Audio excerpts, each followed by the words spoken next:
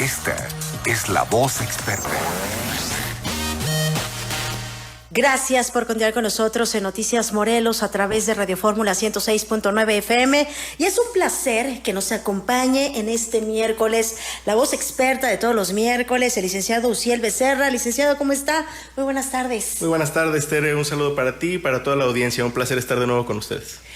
Un gusto que nos acompañe y con este tema que no podemos soltar, y es la reforma del Poder Judicial, en donde pues ya, como hemos dado cuenta, Noticias Morelos ya fue aprobada, no únicamente por el Congreso, sino también en el Senado y en los congresos locales, en la mayoría de los congresos locales del país. Y bueno, ¿qué es lo que viene? ¿Qué es lo que se espera de esta reforma del Poder Judicial? Así es, Tere. Es interesante que en los medios, en la opinión pública, bueno, hablamos mucho y disertamos mucho porque entendemos la envergadura de esta reforma. Es decir, es una reforma de un poder del Estado que tiene implicaciones muy profundas, como lo hemos venido platicando. En ese sentido, hemos adelantado, no era casi un hecho por las grandes mayorías legislativas que existen de su aprobación. Y ahora que ya está en el texto constitucional, yo invito a todos nuestros radioescuchas que busquen Constitución Política de los Estados Unidos Mexicanos, y en la parte superior derecha van a observar Última Reforma, y es del 15 de septiembre de este año. Es decir, ya está iniciada su vigencia. Y en ese sentido van a ocurrir muchas cosas simultáneamente. Por un lado, en lo político, vamos a seguir observando grupos de trabajadores, de asociaciones civiles, de personajes públicos que van a seguir arremetiendo contra esta reforma, contra todos el proyecto político que involucra esta reforma, y en ese sentido vamos a seguir viendo conflicto, polarización política, el posible ascenso de grupos que cada vez vayan llegando un poquito más alto, ¿no?, en sus tonos, en sus planteamientos. Eso puede exacerbar algunas posturas ya de extrema derecha, extrema izquierda. Eso puede ser preocupante. Por el aspecto jurídico, lo que vamos a observar es ahora una suerte de defensa o de intento de defensa jurídica de todas las personas que se consideren afectadas o vulneradas. Es decir, ahora que ya dio inicio a la vigencia de esta reforma judicial, lo que dice es que va a haber una elección extraordinaria en el año 2025.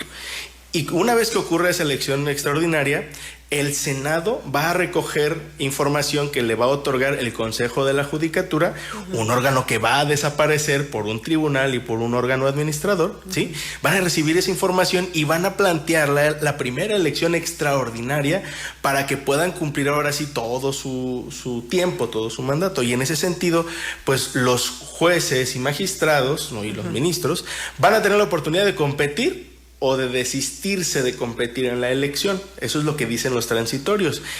Pero en la realidad lo que vamos a ver es una defensa, es decir, magistrados y jueces que van a buscar interponer amparos de protección frente a un derecho fundamental, un derecho humano, ¿no? Y frente a eso, entonces, se está poniendo al Poder Judicial en este momento en jaque, porque lo estamos poniendo en una situación de juez y parte.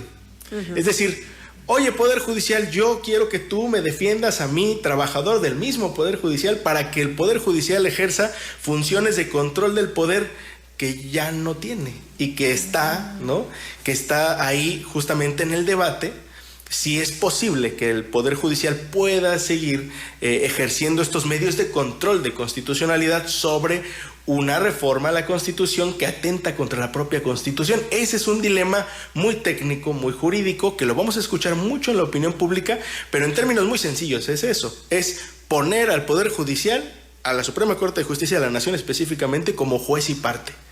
Es decir, ¿ahí ahora qué van a hacer? ¿Van a buscar echar para atrás la reforma? ¿Van a poder? ¿No van a poder? Y ahí la discusión se va a volver muy técnica, muy específica.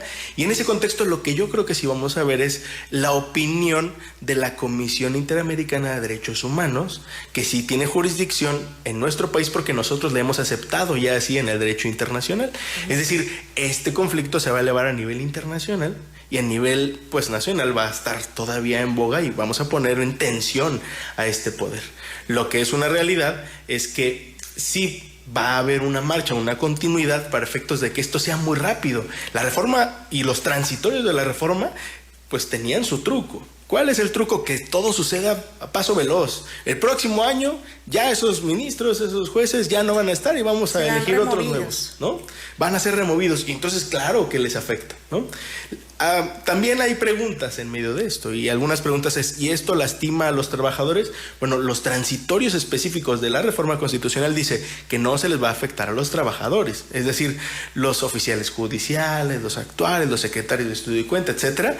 A ellos se supone que no les debería de tocar la reforma y sin embargo las personas que trabajan al interior del Poder Judicial de la Federación saben que en gran medida su trabajo depende de que el magistrado y el juez que está en la ponencia pues me siga ratificando la confianza, que me siga invitando a trabajar. Entonces, de hecho, el día de mañana cumplen ya un mes prácticamente de que están en paro. Así es, y muchos pues barras de abogados y demás, aunque se solidarizan, también reconocen, bueno, el paro indefinido de labores del Poder Judicial también afecta en algún sentido la ciudadanía. Esa es otra pregunta.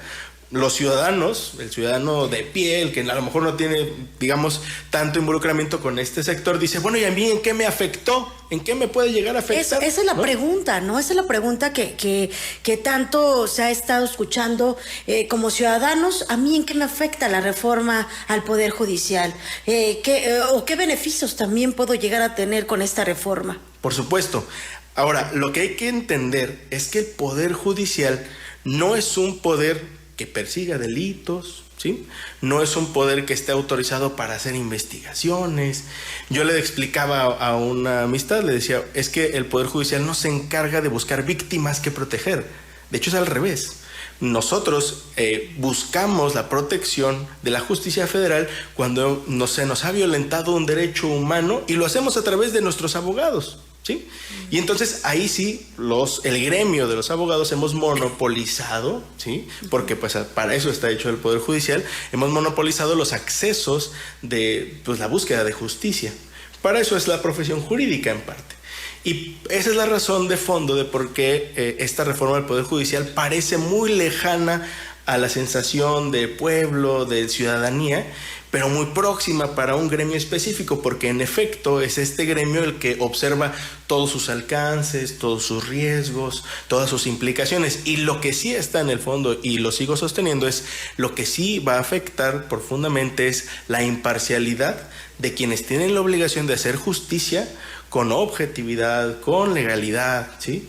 Porque el hecho de plantearse a través de una elección su cargo como juez, como magistrado, pues el deber, su papel, su posición pública a través del voto popular puede tener implicaciones en el sentido de que sientan que le deben algo a un grupo de poder que finalmente los puso en donde están, que es la lógica que sucede en el Congreso, por ejemplo, que es la lógica que sucede en los gobiernos locales. Yo me debo al pueblo, sí, pero al pueblo a partir de que hay determinados grupos que me ayudan, que me dieron el voto y la confianza y a ellos les debo, ¿sí? Esta posición pública. Y la lógica era que en torno al Poder Judicial, bueno, los juzgadores no deben de tener esa presión, porque muchas veces los juzgadores no hacen la justicia que las personas esperan o que popularmente parece ser la correcta, ¿no? Si no, podría ser la acomodada y por quedar bien. Por supuesto, ¿no? Esos son los riesgos de fondo y en ese sentido sí estamos afectados como ciudadanía porque la imparcialidad de la impartición de justicia a ese nivel puede estar comprometida. Pero solo lo vamos a sentir como ciudadanos el día que busquemos la protección de la justicia federal.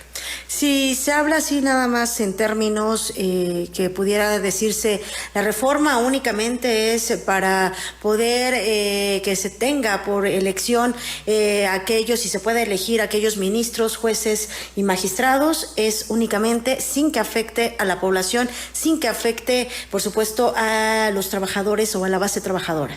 Claro, pero también en torno a los requisitos de elegibilidad, es decir, aquellos criterios que necesitan las personas para postularse, bueno, no son tan meritorios, ¿no? Es decir, sí se relaja un poco el tema de la hiperespecialización. Y es lo que se estaba diciendo y demandando por los propios juzgadores o por los quienes están ahorita o tienen este cargo. Claro, la carrera judicial tenía ese propósito, es decir, que llevaras ya varios años y que con base en esos años, ese conocimiento, esa experiencia, pudiera ser un candidato digno de poder ostentar en una magistratura. Y ahora se privilegian pues otros requisitos que yo creo que podremos seguirlos hablando en alguna otra participación. Son muchos cambios, es un cambio grande y hay que tener cuidado, pero hay que estar expectantes a ver cómo se va a mover este conflicto. Un tema que no podemos soltar y que por supuesto le agradecemos. Gracias, licenciado, por haberlo puesto en esta tarde, porque continuaremos hablando precisamente de lo que es la reforma del Poder Judicial en nuestro país. Muchísimas gracias. Al contrario, Tere, muchas gracias a ti y a los radioescuchas. Es momento de hacer una pausa. Nos acompañó en esta tarde el licenciado Uziel Becerra, la voz experta de todos los miércoles. Hacemos una pausa y regresamos porque tenemos más noticias.